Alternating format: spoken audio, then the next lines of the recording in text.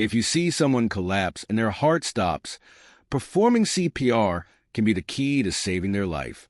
CPR doesn't typically restart the heart, but instead keeps blood circulating, especially to the brain, to prevent brain death while waiting for medical help.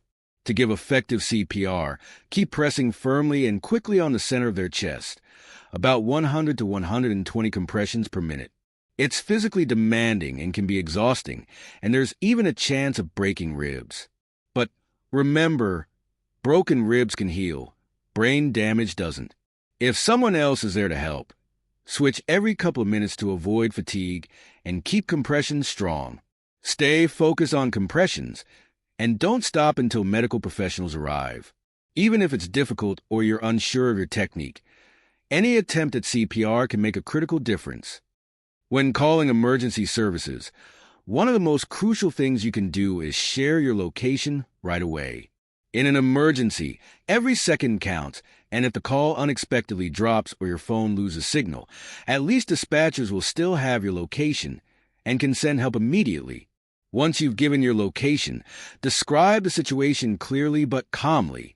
Avoid rushing through your words, as it's essential the dispatcher understands exactly what's going on. Give a brief but clear rundown of what's happening, whether someone has stopped breathing, is having a heart attack, or has been injured.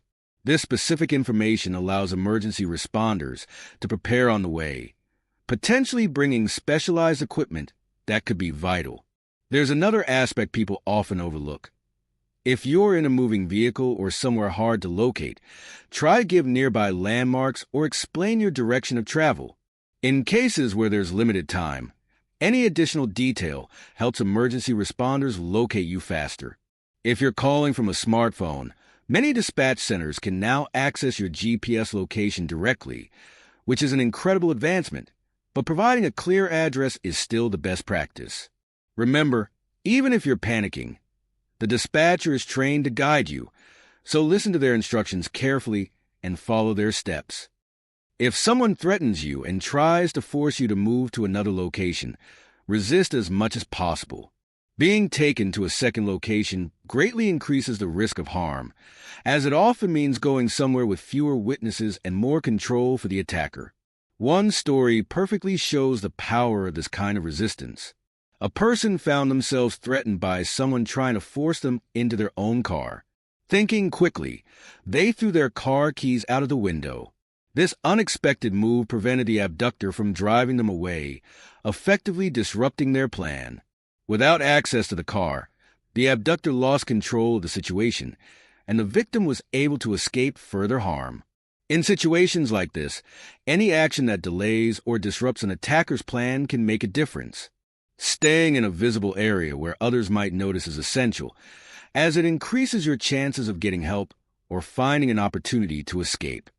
In a fire, the air near the ground is often cooler and less filled with smoke, which can make a critical difference for survival.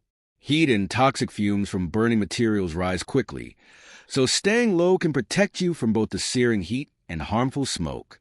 Crawling on hands and knees can significantly reduce the risk of inhaling dangerous gases, which are often more deadly than the flames themselves. Smoke inhalation is one of the leading causes of death in fires because it blocks your ability to breathe and contains toxic chemicals that can overwhelm you fast. By keeping close to the floor, you can avoid the thickest smoke and stay in the zone with the highest oxygen levels. Moving calmly and quickly while staying as low as possible increases the chance of finding an exit without being overcome by smoke. If you're caught in fast-flowing water, one of the safest positions to take is floating on your back with your feet pointed downstream. This may seem counterintuitive, but it allows you to protect your head from rocks or other obstacles in the water. Facing downstream with feet first also gives you a way to see what's coming, so you can use your legs to push off any obstacles, keeping your body away from harm. This position also helps keep your head above water, making it easier to breathe and stay calm, even in turbulent currents. Trying to swim directly against fast-moving water is often exhausting and can make you more vulnerable to injury. By staying in a back float, you conserve energy and let the current carry you until you reach calmer waters where it's safer to swim to the shore. If you ever find yourself face to face with wolves, the key is to stand your ground. Wolves are naturally inclined to chase prey, and showing fear or running could trigger their instinct to pursue. Instead, maintain a strong, confident posture.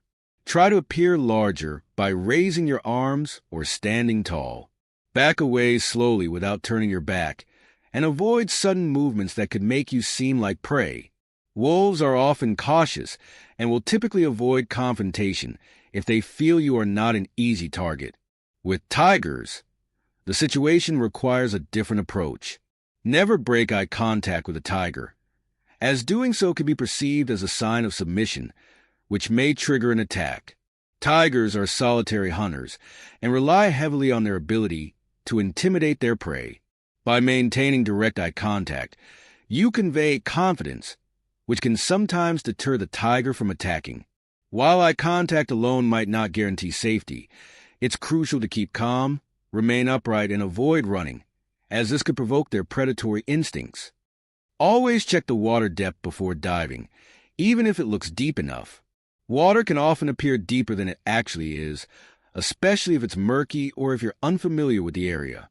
Diving into shallow water can result in serious injuries, like head or neck damage, which can be life-threatening. Before diving, take the time to visually inspect the water depth. If you can't see the bottom, use a stick or your hand to gauge how deep the water is.